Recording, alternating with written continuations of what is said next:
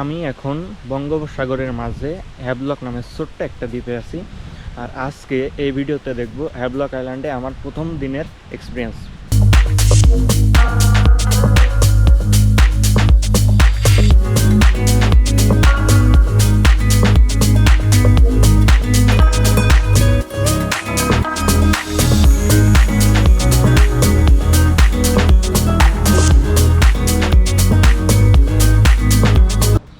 প্রায় 6:30 বাজে, তাড়াতাড়ি করে বের হয়ে গেলাম রুম থেকে।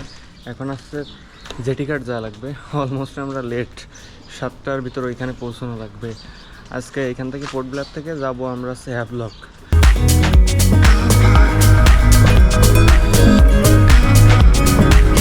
ওকে, আমার সামনে এটা হচ্ছে একটা শিপ, আর আমার পিছনে এটা শিপ টার্মিনাল।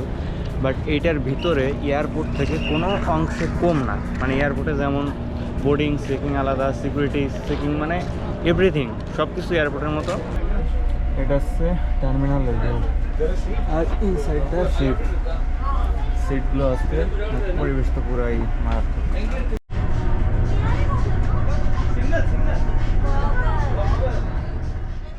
আচ্ছা, এখানে আসার পরে আমাদের হোটেলের মালিক, তারপর ড্রাইভার, লোকাল অনেকেই বলছে যে মিনি আন্দামান নামে একটা জায়গা আছে, এখান থেকে অলমোস্ট 6-7 ঘন্টার বেশি শিপ জার্নি সেম ওয়েতে ওইখানে যাওয়ার জন্য। আন্দামানের সব থেকে সুন্দর জায়গাগুলোর ভিতর মিনি আন্দামান হচ্ছে একদম টপে। ইভেন এই আন্দামানের যে পোর্ট ব্লেয়ার বা হ্যাভলক নীল যেগুলো আর কি আছে, এর থেকে অনেক সুন্দর। কিন্তু 6 ঘন্টা জাহাজ জার্নি সেম যেভাবে এখন যাচ্ছে। মাত্র হয়তো 15-20 মিনিট হয়েছে শিপ ছাড়ছে, অলরেডি শিপ যেভাবে দুলতেছে।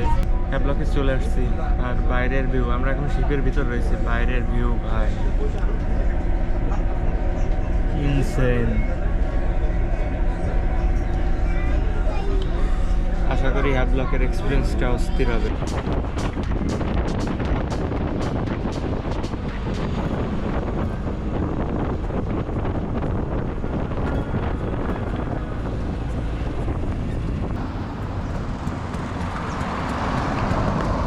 এইখানে আসে প্রথম ইমপ্রেশনে তো বেশ ভালো লাগছে। আশপাশের রাস্তাঘাট তো একদমই পরিষ্কার পরিচ্ছন্ন, একদম পরিষ্কার পরিচ্ছন্ন। আর বেশিরভাগই আসছে রিসোর্টগুলো বিচের সাথেই। এই যে এই হোটেলটা আমরা বুক করছি, এখন ভিতরে যা দেখি প্রসেস করতে হবে। আর এই যে এখান থেকে আমি বিচ দেখতে পাচ্ছি একদম। আর যেটা বলছিলাম যে সুবরি সেল করে এরা সব বড় লোক। আশপাশে নাইকেল গাছের সাথে সাথে সুবরি গাছ ভরপুর। এখন হোটেলে যে চেক ইন করে তারপর একটু রেস্ট নিয়ে ঘুরতে বের হবো। আর অলরেডি বৃষ্টি শুরু হয়ে গেছে। ওয়েদার মানে হঠাৎ করেই চেঞ্জ, এতবেলা রোদ ছিল, হঠাৎ করে বৃষ্টি শুরু হয়ে গেলো। এখন আমরা হ্যাভলকে এসে একটা যে রিসোর্ট নিলাম, গ্রিন ভ্যালি রিসোর্ট। এই রিসোর্টটার ছোট্ট আকারে একটা ট্যুর দিব, কারণ রিসোর্টের ভাড়া আর রিসোর্টের ভিউ মাথা নষ্ট। আই থিঙ্ক দেখানো উচিত আমার। এটা কোনো পেইড প্রমোশন না যদিও। আর এখানে আমাদের বাংলাদেশি লাইসেন্সে এরা স্কুটি দিচ্ছে, 500 রুপি করে রাখবে স্কুটি আনার। এই যে কটেজগুলো, এগুলো একটু কস্টলি।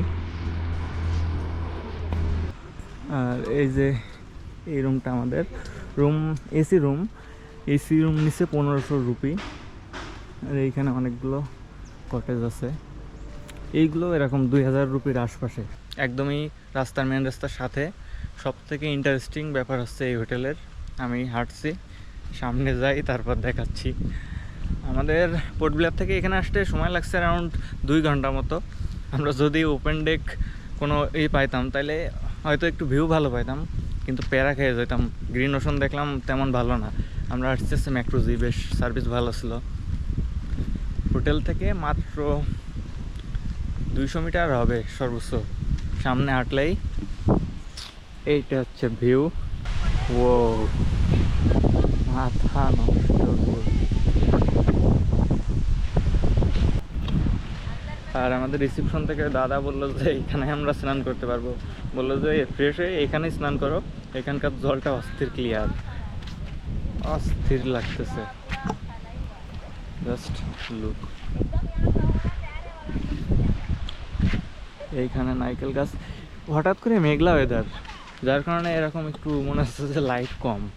এতক্ষণ রোদ ছিল, আমরা যখন ফেরিঘাটে নামছি তখনও রোদ ছিল, আর হঠাৎই মেঘলা হয়ে গেছে। সুমন ডাব ধরছে দেখ। ও অস্থির। আমার এসে আগে চোখ গেল ডাবগুলোর দিকে। আর সব থেকে সুন্দর ভিউ লাগছে এই যে নারকেল গাছগুলো হেলে রয়েছে এইটাই, আর সাথে বিচ। আর এই রিসোর্টের ভাড়া 1500 রুপি। এখানে ঘোরার মতো জায়গা আছে দুইটা, সম্ভবত রাধানগর বিচ আর কি একটা বললো, ওই বিচ দুটো ঘুরে আসবো এখন। আর বলছে যে যদি স্কুবা করি এখানে তাহলে কালকে সকালে 1 ঘন্টা বা 1.5 ঘন্টার মতো সময় লাগবে। দেখি কালকে আবার 11টার দিকে আমাদের ফেরি আছে, মানে শিপ আর কি, ওইটা নীল আইল্যান্ডে যাওয়ার। তার আগে যদি স্কুবা করতে পারি তাহলে ভালো, না পারলে তো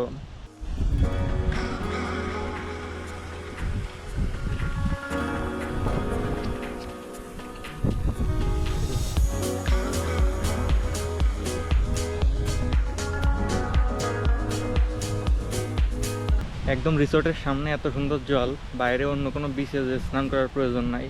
এখন অলমোস্ট 1টা বেজে গেছে আর আমরা এই জায়গায় স্নান করার জন্য আসলাম।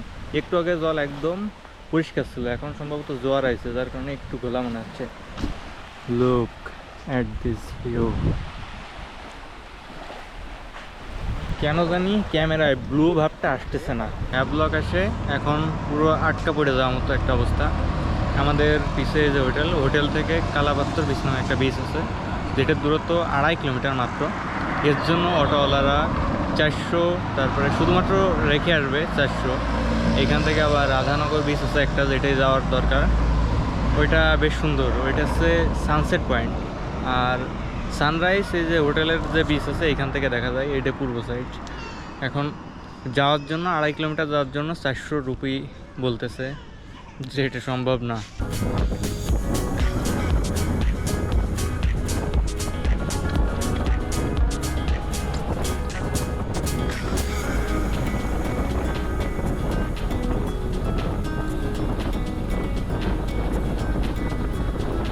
আসলাম প্রথমে হচ্ছে এটা কালা পাথর বিচ, বাট কালা পাথর তো দেখি না, নীল জল দেখা যাচ্ছে খুব।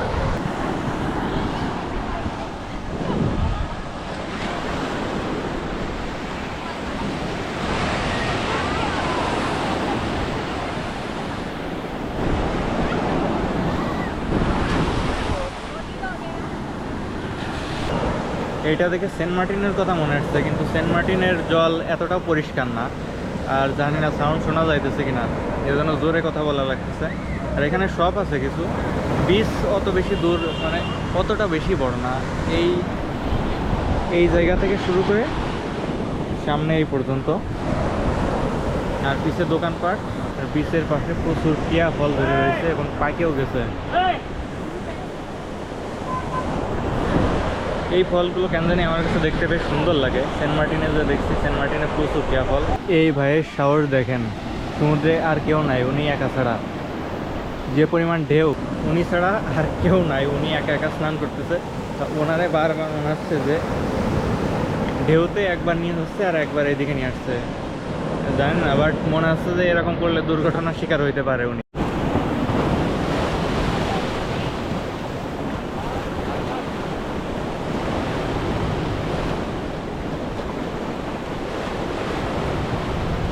ওকে, কালাপাত্তর বিচ দেখা শেষ, এখন আমরা ব্যাক করছি। ওই পাথরের ওইখানে যে ছবি তুলতেছে 2-3 বার ভিজে গেছি পুরো, মানে এত জোরে ঢেউ মারতেছে মাঝে মাঝে, পুরা ভিজে গেছি। তো এখন প্ল্যান আছে রাধানগর বিচে যাওয়া, ওইটা এখান থেকে বেশ দূর। তারপর কালকে সকালে সানরাইজ দেখা আমাদের হোটেলের বাইরে থেকেই।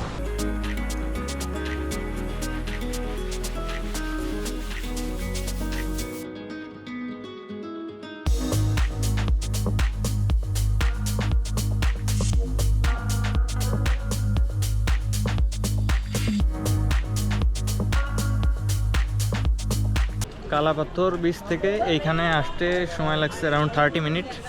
আর এটা হচ্ছে রাধানগর বিচ। রাধানগর বিচে মূলত এটা সানসেট পয়েন্ট, সানসেট দেখার জন্য আসছি। আর অলমোস্ট সময় হয়ে গেছে, 4:30-এর দিকে sunset. Welcome to Radhanagar beach. সামনেই আজকে সানসেট দেখে এখান থেকে সোজা হোটেলে ব্যাক করব, আর কালকে সানরাইজ দেখে তারপর ওখান থেকে নীল আইল্যান্ড। ওকে, এন্ট্রি করার কথা বলছিল, এন্ট্রি করার কোনো জায়গা তো দেখছি না।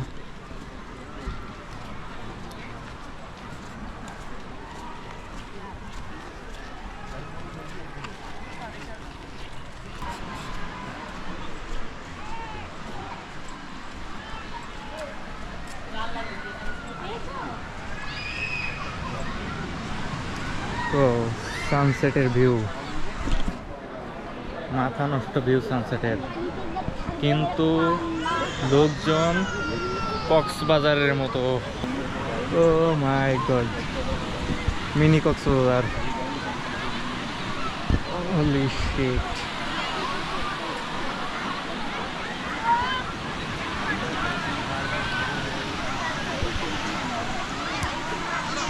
তবে লোকজন যায় থাক, ভিউটা মাথা নষ্ট। হোয়াইট স্যান্ড, বাহ, বাচ্চারা ভালো নিয়ে খেলা করতেছে।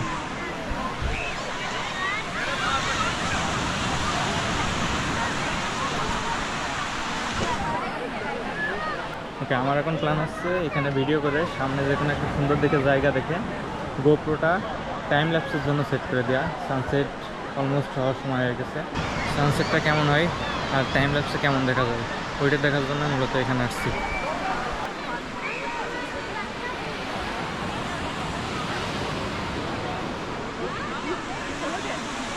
কালাপাত্তর বীজ তো ছিল ছোট, কিন্তু এইটা বেশ বড় দেখছি।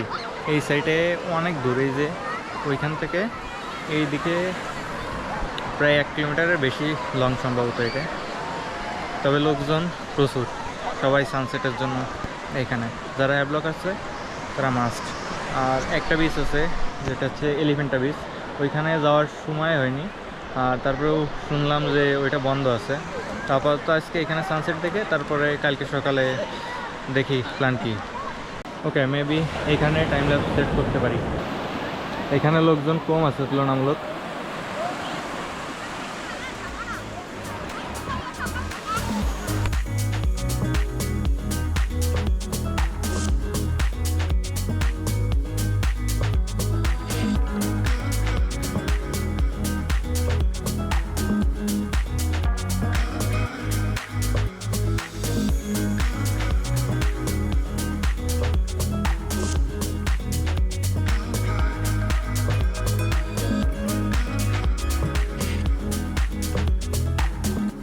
লাস্ট মোমেন্টের ভিউ মাথা নষ্ট।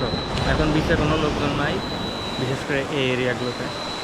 লুক, জাস্ট আমি। আজকে হ্যাভলকে আমাদের দ্বিতীয় দিন, এখন বাজে যাচ্ছে 9টা। আর কালকে রাত্রে এই সামনের এই বিচটাতে হাঁটাহাঁটি করছি, যার কারণে সকালে ঘুম থেকে উঠতে একটু লেট হয়েছে। আর সকালে সানরাইজ দেখা হয়নি। তবে হ্যাভলকে যদি কেউ আসে তাহলে মিনিমাম 2 দিন তো টাইম রাখা উচিত, তাছাড়া দেখা সম্ভব না সব। এর ভিতরে আমরা সানরাইজ দেখিনি, আর একটা বিচ আছে এলিফেন্টা বিচ, ওইটাও দেখিনি। কোরাল মেইনলি, কারণ কোরাল আমরা অলরেডি অনেক জায়গা দেখছি, এই কারণে আর দেখা হয়নি ওইটা। আজকে 10:30টার সময় আমরা এখান থেকে চলে যাব। সাড়ে 11টার দিকে আমাদের শিপ আছে। এইখান থেকেই আমরা যাব নীলে, একবারে নীলে যে কথা হচ্ছে। আর একটা বিষয়, এইখানে আসলে কেউ কখনো ডাইল খায়েন না। এখানে ডাউলের দাম অতিরিক্ত বেশি। 1 বাটি ডাউল এইখানে হচ্ছে 180 রুপি, আর সর্বনিম্ন 150 রুপি। আর হচ্ছে স্কুটি পাইলে সব থেকে বেটার হয়। অটো ভাড়া অতিরিক্ত, দেখা গেলো এক বেলার জন্য অটো ভাড়াই নিয়ে নেবে 1-1.5 হাজার টাকার উপরে। সো এখানে আসলে ডাউল আর অটো এগুলো অ্যাভয়েড করাই উচিত। তো আজকের মতো হ্যাভলকে টাটা।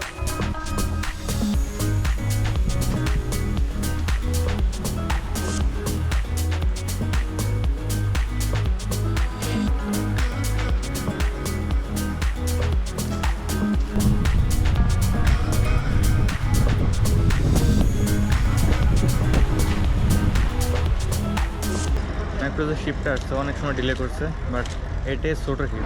গতকাল যে শিপে আসছি সেম টাইপের না, এটা হচ্ছে আলাদা টাইপের। সম্ভবত নীল কাছাকাছি একটা আইল্যান্ড হবে এখান থেকে। দেখা যাচ্ছে 50 মিনিট মতো লাগতে পারে।